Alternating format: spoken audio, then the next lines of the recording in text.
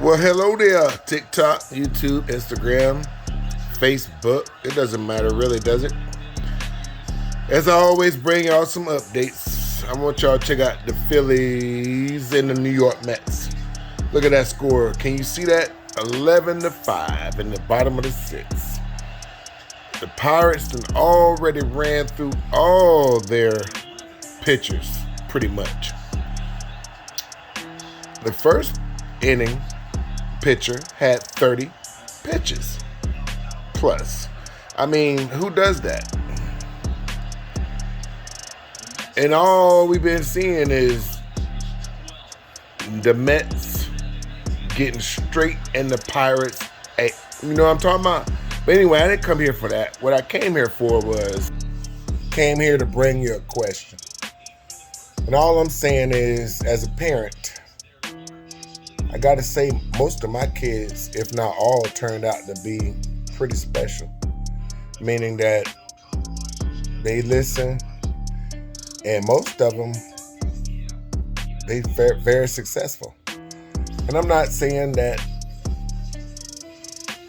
you know, the kids that I have in my around me or in my care are not.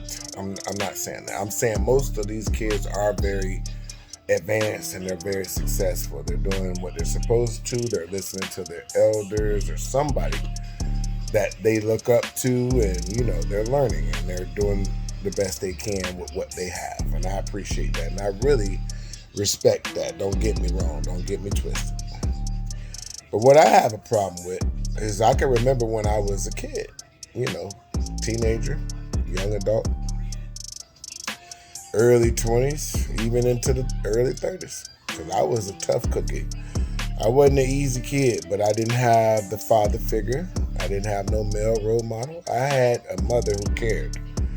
So much so that she was gone most of the time. So we kind of ran buck wild. And I'm talking about me and my older brother. We kind of did what we wanted to do and grew up how we wanted to grow. You know, and if, you know, deep down inside you, God is within. Series 28, yes, God is within. So we kind of knew right from wrong. We all do. I mean, you can say you don't, but you do. But that comes that kid rebellion, that rebelliousness that you know to do right, but you still choose to do wrong. And we did a lot of that. So I'm not judging anybody, anybody's kids. But what I am saying is, if you're up under somebody's roof that calls themselves love you, so much so that they give you a roof to live up under, to stay. They provide for the bills, they take care of everything. And all they ask for you to do if you're over a certain age is to maintain your property. In other words, if you're over 18, you should have a job, maybe in school or both, like I was most of my teenage years. And if you don't believe me, check my record. It's all public. Yeah, I made a lot of mistakes because I didn't have that male role model. I didn't have no one to set down the rules and for me to listen to. It forced me to. I didn't have that. So I don't know which is worse or which is better, to have it and still wind up, you know, troubled, a troublesome kid, or to not have it and wind up that way. I don't know which is worse. I really don't. Maybe y'all could tell me.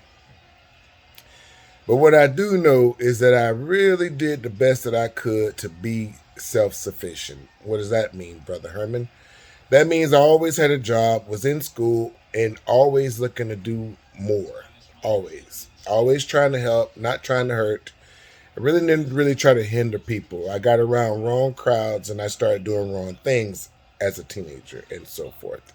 Young adult. But, you know, at some point I had to realize, and I believe it was around the age of 18, that I had to be responsible for my own actions. Meaning, if I don't follow the rules, whether it be society, inside a family, or whatever, a group of people, whatever, a cult, you have rules to follow.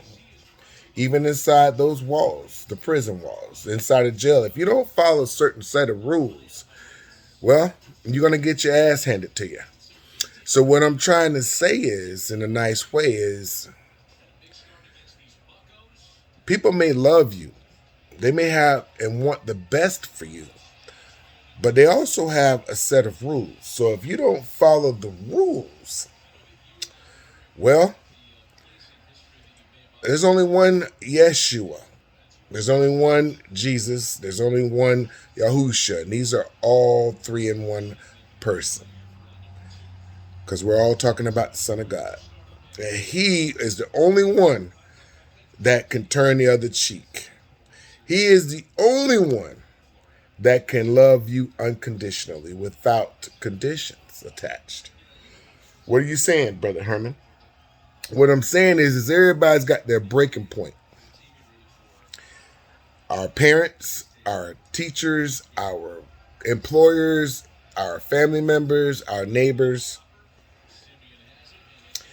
and our fraternity members, leaders, cult members, leaders. Everybody's got their breaking point. What does that mean? That means that you can push a person over their edge by not doing what? By not adhering to the rules. In this society, they have consequences.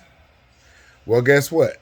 There's consequences that comes with every rule.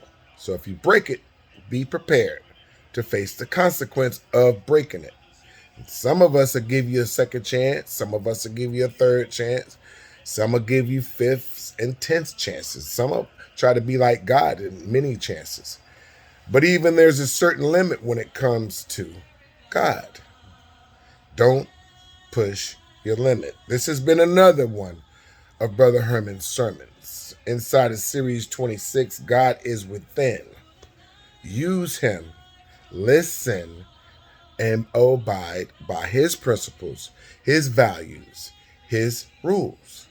Whoever's in charge, whoever's paying the bills, they are the ones who conduct and orchestrate and blueprint the rules that we all have to follow. So if you don't want to follow those rules, Brother Herman's suggestion to you is to get out, get something, and get your own, create your own set of rules.